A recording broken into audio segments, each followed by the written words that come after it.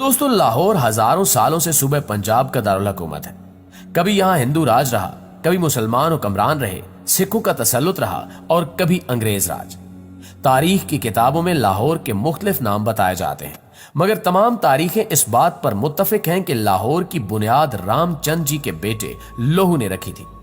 कहा जाता है कि लाहौर का नाम हिंदुओं के देवता रामा के बेटे लावा से पड़ा।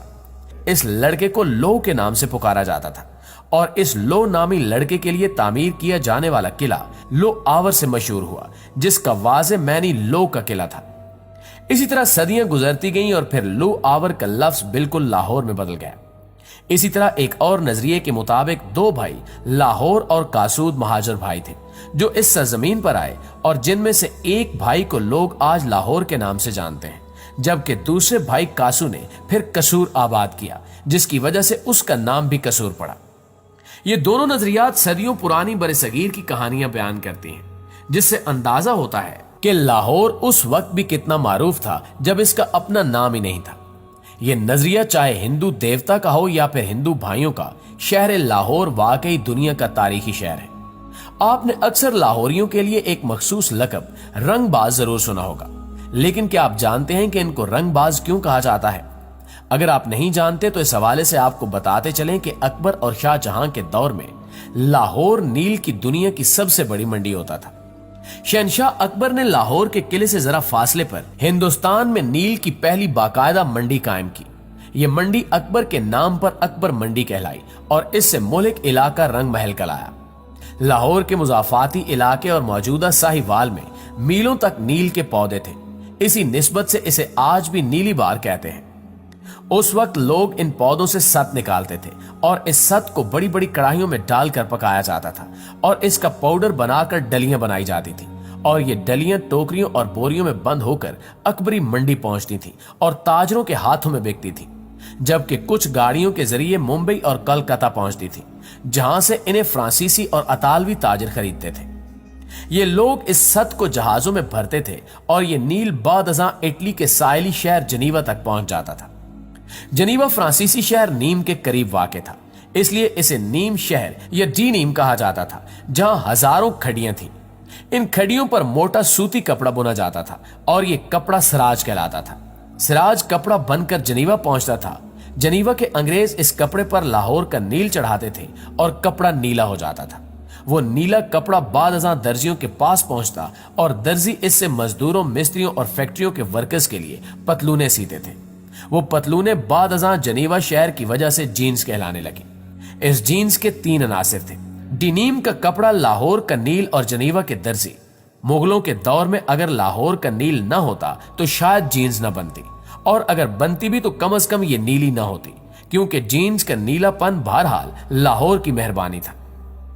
दोस्तों, अगर आप आज भी अंग्रेज की पुरानी डिक्शनरियां निकाल कर देखें तो आपको इन डिक्शनरियों में नील का नाम लाहौरी मिलेगा, क्योंकि गोरे उस जमाने में नील को लाहौरी कहते थे। फ्रांसीसी, अतालवी, पुर्तगाली और डच इसी नील के लिए हिंदुस्तान आते थे, जबकि बरतानवी अफ्यून के लिए यहां आए और फिर पूरा हिंदुस्तान हथिया लिया और फिर लाहौर के लाहौरी नील को नजर लग गई।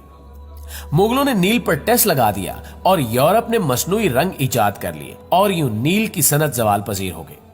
दोस्तों, नील लाहौरी न रहा, मगर लाहौर के शहरी आज भी रंगबाज हैं। लाहौरियों को यह खिताब मुंबई और कलकत्ता के ताजरों ने दिया था, क्योंकि हिंदुस्तान में उस वक्त फारसी जुबान राइज थी और फारसी में किसी भी पेशे से वाबस्ता लोगों को बाज कहा जाता था। मसलन पतंग बनाने वाले पतंगबाज और कबूतर पालने वाले कबूतरबाज। इस मुनासबत से रंग बेचने वाले रंगबाज हो गए। चुनांचे कलकत्ता और मुंबई के ताजर नील की सनत से वाबस्ता लाहौरियों को रंगबाज कहने लगे, तो उस जमाने में क्योंकि लाहौर की ज्यादातर आबादी नील की सनत से वाबस्ता थी, चुनांचे पूरा लाहौर रंगबाज हो गया और ये रंगबाजी आज भी लाहौरी मिजाज में जिंदा है। दोस्तों, आपको बताते चलें कि अंदरूने लाहौर में, जिसे पुराना लाहौर भी कहा जाता है, मुगलिया दौरे हुकूमत के दौरान दुश्मन के हमलों से बचाव के लिए फसीलें या दीवारें तामीर की गई थी, जिनमें से कुछ अब भी मौजूद हैं और तारीख के अनमिनट नकूश की अक्कासी करती हैं। इनमें शाह आलमी दरवाजा, मोची दरवाजा, अकबरी दरवाजा, यकी दरवाजा, मस्ती दरवाजा, टकसाली दरवाजा और मोरी दरवाजा मुनदम हो चुके हैं, जबकि भाटी दरवाजा, दिल्ली दरवाजा, कश्मीरी दरवाजा, लोहारी दरवाजा, रोशनाई दरवाजा और शेरावाला दरवाजा आज भी कायम है। अगर हम दिल्ली दरवाजे की बात करें तो यह 400 साल पुराना दरवाजा है। मुगलों के दौर में तामीर किया गया था, जिसे मरकजी दरवाजे की हैसियत हासिल थी और हर शाम इसके दरवाजे बंद कर दिए जाते थे, जबकि मुगलों के दौर में यह सबसे मसरूफ गुजरगाह हुआ करती थी। यहां तक कि दिल्ली दरवाजे से शाही वफद लाहौर में दाखिल होता था।